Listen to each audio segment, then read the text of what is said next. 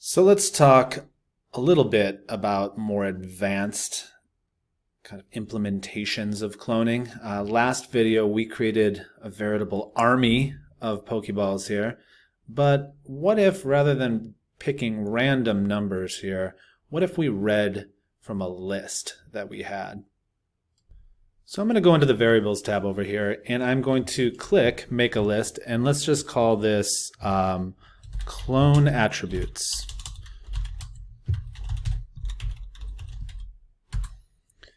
And right now this list is empty. There's nothing inside of it. So I'm going to create a simple loop that's just going to populate it with data.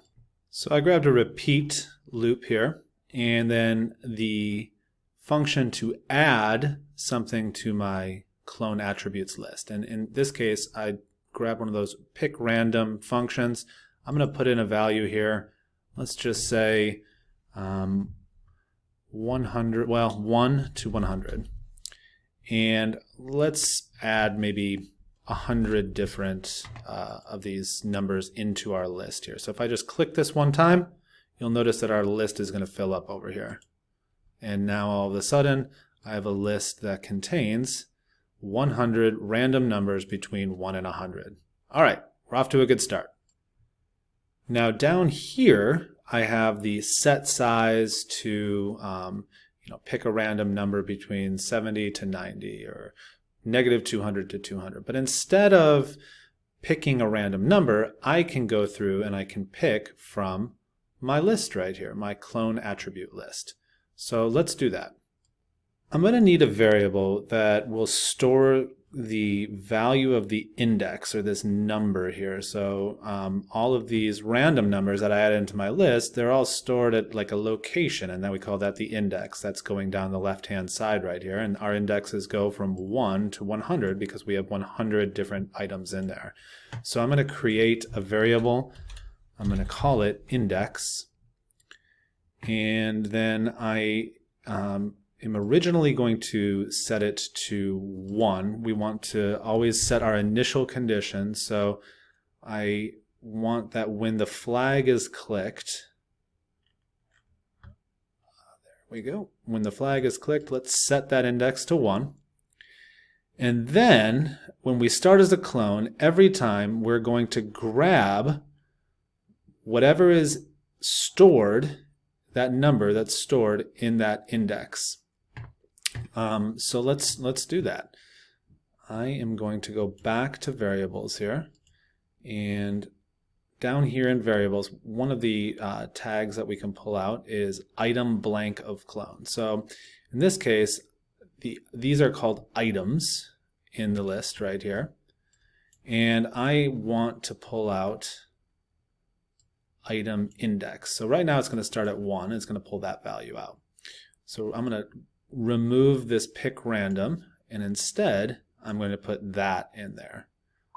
And the index is going to stay at 1, so it's always going to grab this value of 4 out. So every time it starts as a clone, I want to change the index by 1. That way it'll keep on increasing as we go through. So I'm going to hit the stop sign to just clear out all my clones that I had previously, and let's see what happens when we start to clone with this method.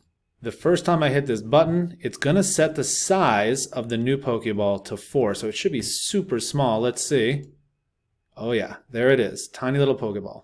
The next time it's going to set it to 57, so a little bit bigger, somewhere in between these two, in a random location on the screen. And I bet you it's hiding behind the list up here. Nope. Let's see, create clone. There we go.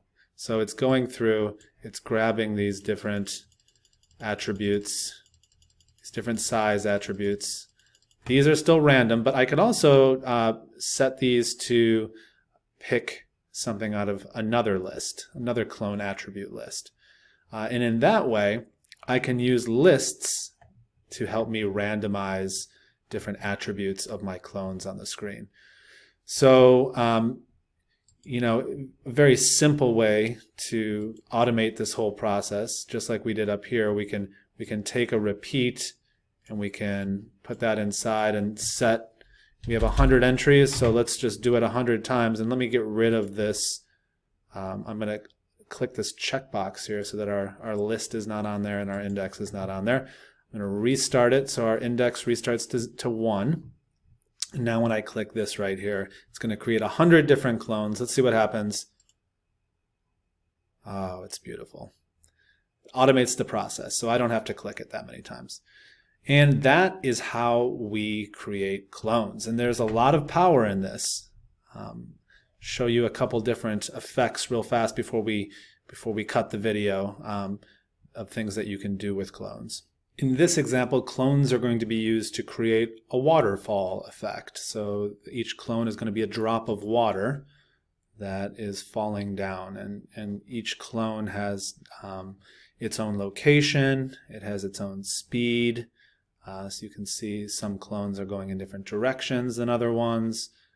These rocks can move and the clones will react to that. So that's a possibility. Similar to the waterfall, this time clones are being used to create a tornado effect. All of those are clones of one original sprite that are following rules. They're all following the same rules, but they all start with different attributes. And then lastly, here's an example of just a simple particle emitter. So when I click this, a bunch of clones are going to be produced all at once and kind of bounce around the screen. There we have it. So you can have fun with them, and I highly encourage you to make use of your lists and really, be creative about what the possibilities are with your Beauty and the Bits project. And I wish you all the luck in the world. This is Eric Dillerman, your course manager for computer science here at UT On-Ramps, signing out. Until next time.